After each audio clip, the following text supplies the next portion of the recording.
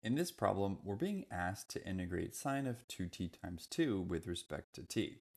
What we're going to go ahead and do is recognize that this looks a lot like our integral rule of just sine of t, and we know that that comes out to be negative cosine of t plus some constant c.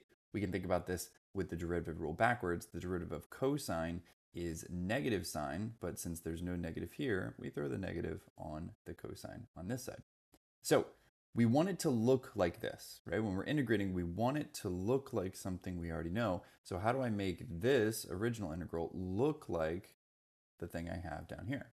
Well, I'm going to go ahead and do a u substitution, right? I'm going to let u equal 2t.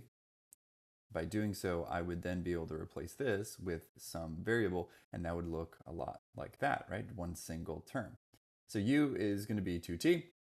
Its derivative with respect to t is going to be 2, which means du is 2 dt.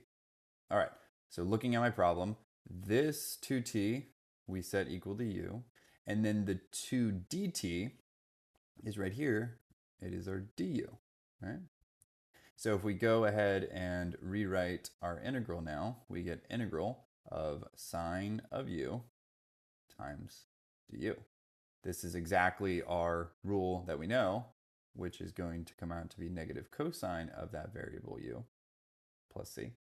And then all we're going to do is go ahead and plug back in for our value of u. Remember, we didn't start with the variable u in the beginning. We started with t.